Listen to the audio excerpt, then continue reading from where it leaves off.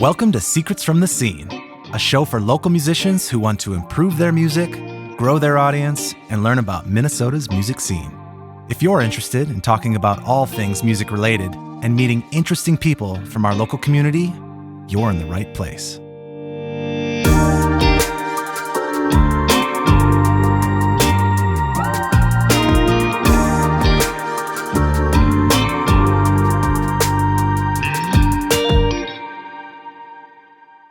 In today's episode, we're going to talk about 4 things you can do to make sure you don't burn money in the studio. This episode is going to be great for new artists that are going into their first recording session. But I also think it's going to be helpful for experienced artists, as I think that there could be some good reminders in here and maybe some motivators to try a different type of preparation before your next session. I'm a music producer and I've worked with hundreds of artists over the years, so I've seen a wide range of mistakes. And these mistakes range in severity from train wreck to just missed opportunity. But all of them are very common. It's stuff like not knowing what you want, which can lead to wasted time and wasted money, maybe even settling creatively, or mistakes like bad communication with your producer or engineer before the session starts, where you feel confused about the process or the style that the producer has, and that can lead to being creatively confused or making bad or average music. Mistakes like not documenting enough. I think this is really the missed opportunity thing where you're missing out on getting really good content that could help with your promotion and marketing efforts later on. Mistakes like not being rehearsed enough. Obviously, this leads to bad music. But it also creates a ton of stress, anxiety. You might even run out of budget before the project gets done. The good news is you can avoid all of these pretty easily. I'm going to be reflecting on the lessons that I've learned watching some of the artists I've worked with make some of these mistakes, and think of ways that I can help them feel more prepared before they even step into the studio.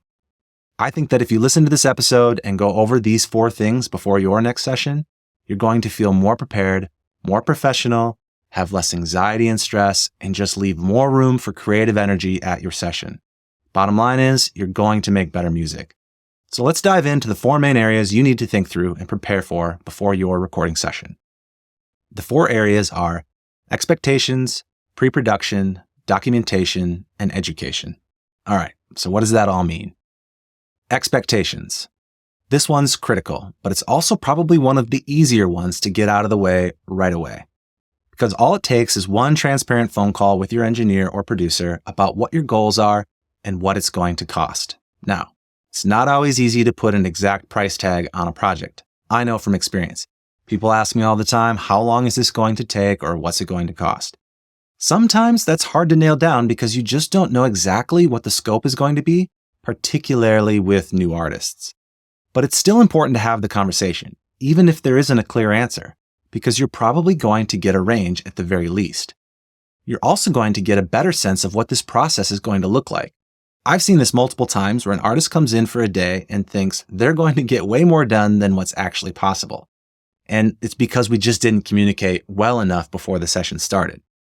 Or maybe they want to go super fast and they want to have a very, very high quality production at the same time. These 2 things just don't match. Some things take a lot more time than you might expect them to.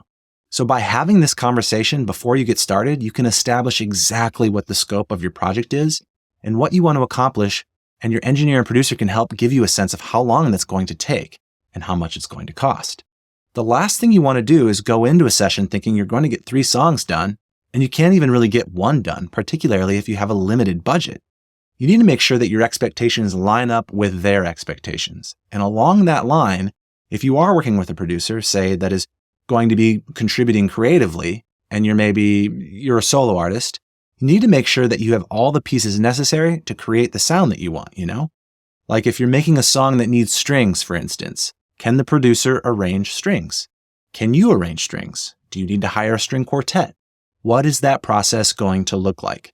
It's important to have those conversations ahead of time so that if you do need to hire session musicians or get somebody else with a particular talent in the room, that you have time to schedule them. This expectation phone call often leads into the second area, which is pre-production. Pre-production is all about preparing the song before you start production. I think the first part of this is knowing what you want, knowing the style that you're going for. It can be surprisingly difficult to express this in words sometimes. One person saying, well, I want it to be rock or I want it to be indie doesn't necessarily mean the same thing to the other person. So my preferred way of expressing style and goals is to make a playlist of music that you're inspired by, that you would be happy sounding like, stuff that you want to draw inspiration from. This tells me so much about your preferences and your end goal. People will hesitate sometimes to do this because they think, well, I don't want to sound too much like this artist or that thing. I don't want to copy anybody. But I always think that that's an overblown worry because even when you try to copy stuff, it often doesn't turn out that similar. And furthermore, it doesn't have to be interpreted that way. It can simply be a compass, a guide, a North Star. This is the direction we're going, right? If I get a playlist of, let's say, 3 or 4 artists that the artist I'm working with likes, it tells me so much. Because when I listen to those recordings, I can go, oh, this is very produced. This is very polished.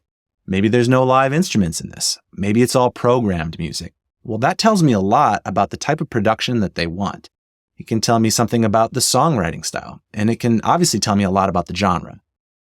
But it can also tell me things like, I guess this is all live instrumentation.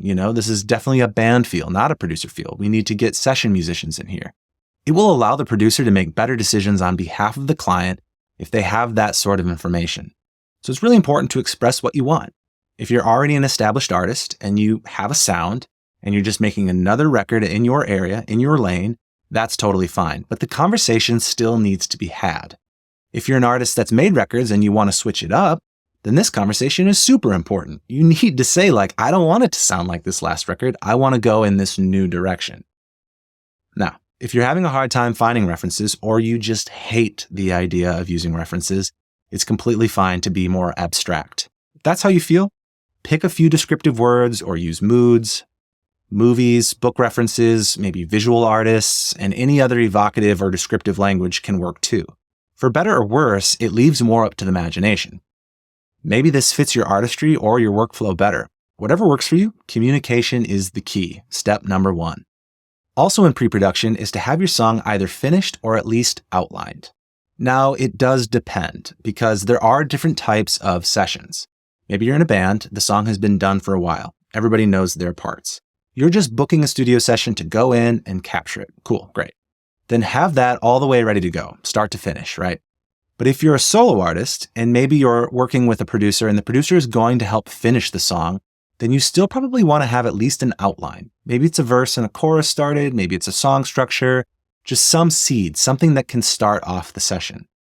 There are sessions that happen where no one has an idea. You just go into it. It's a writing session.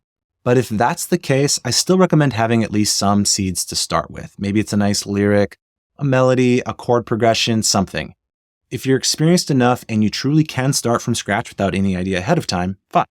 But I don't recommend that for newer artists.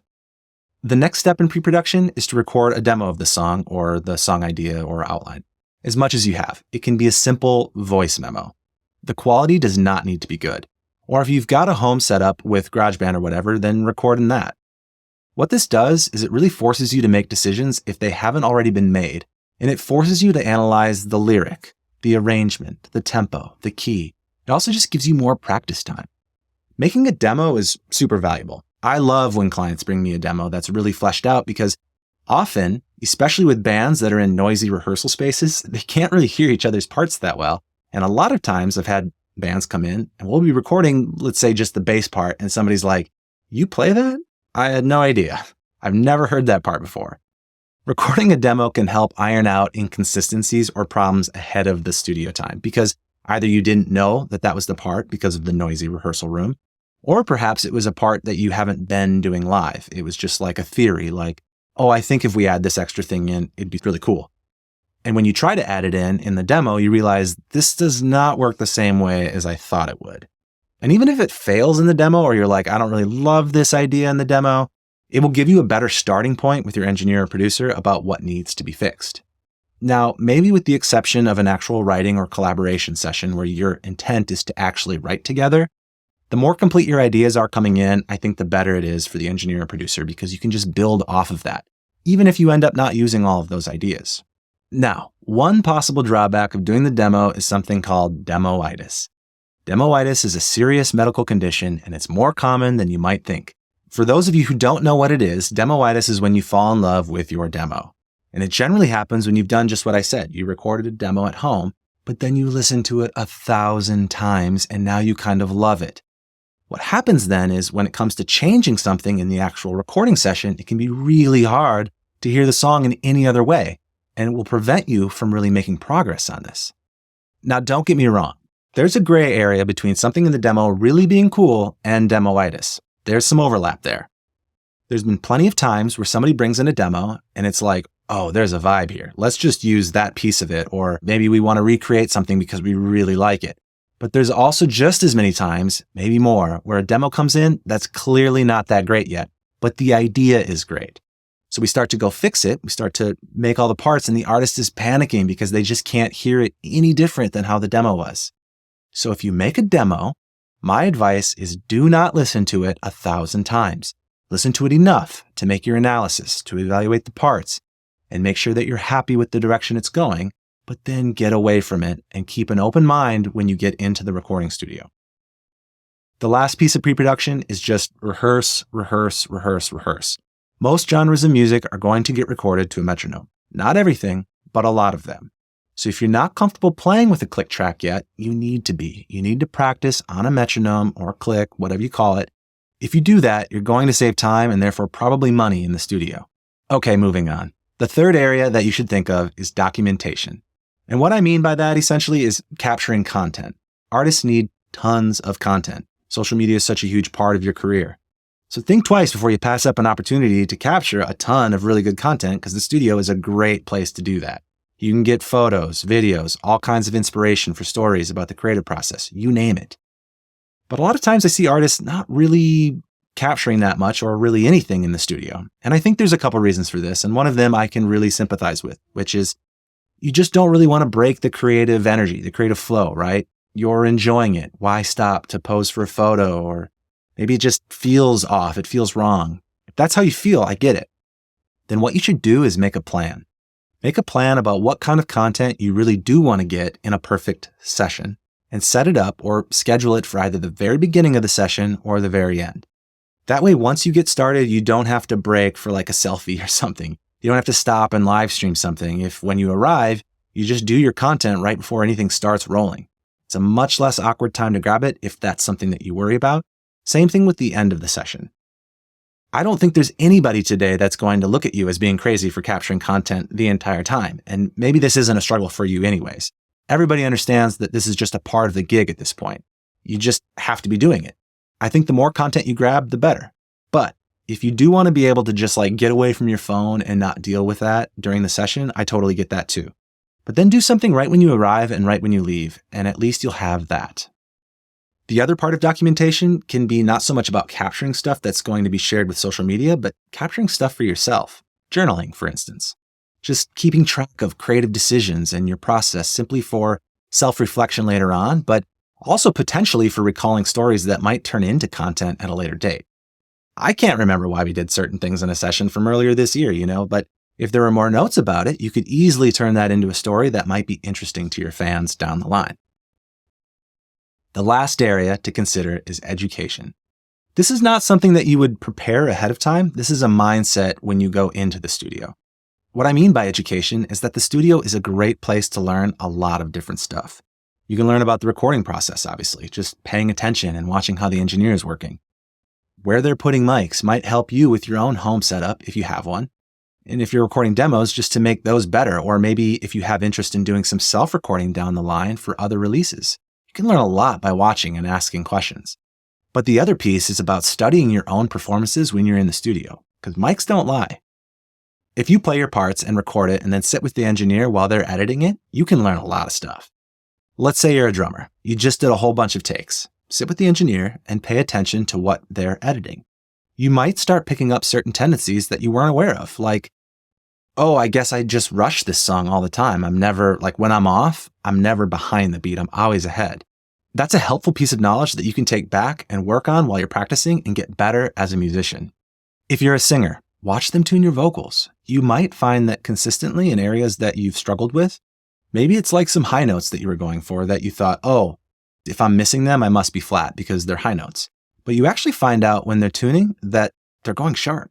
That's helpful information that you usually don't get elsewhere because it's not, well, that feedback's usually not as accurate as being able to see it exactly as it is on the screen.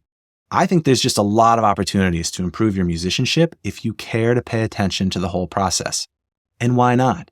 If you're sitting there anyway, might as well learn. But most importantly, just try new things, ask questions, explore different areas. The studio should be a safe, creative place. So take an opportunity. If something crosses your mind that you want to know, dive into it and use the opportunity to get better at something and to learn something new. Okay, to recap, there's 4 main areas to think through before your next session. Area number 1, your expectations. That's having that phone call with your engineer or producer to make sure that everybody's on the same page. Area number 2, pre-production. That includes having a playlist of maybe some artists that you're inspired by that are going to be a guide for the style that you're going for. Having a song idea finished or an outline ready. Maybe recording a full demo and just a lot of rehearsal. Area number 3 is documentation. Make a plan for the kind of content you want to capture and when you're going to do it. That way, the session doesn't just slip by and you go, oh, I only took 1 photo. If you don't feel comfortable doing it during the session or you don't want to, then plan for something to happen right as you arrive and right before you leave. Those are the least awkward times to grab extra photos or videos. And the last area is education. This is mostly a mindset, so just pay attention, stay present, and ask questions. Stay creative, try new things, be involved, and you will learn a lot. All right, that's it for today's episode. Thank you so much for listening. I hope that you got something helpful from this. I know that just reflecting on all of these things myself, there's a few things that I want to start implementing for my artists so that they feel more prepared before they get into the studio. I hope you feel the same way. This is a brand new podcast. I don't have any listeners, so if you made it this far, you know what? I would love to hear from you. I want to know what you thought was good, what you thought was bad. If you have ideas for new episodes or for guests, anything, just whatever, say hello. Send me an email. You can reach me at steven@secretsfromthescene.com, Steven, Stephen. Or you can hit me up on socials. You can find us on Instagram, TikTok, Secrets from the Scene. Send us a message and just, let us know what you think. I'm going to have those links in the show notes as well. Thank you so much for listening. See you next time.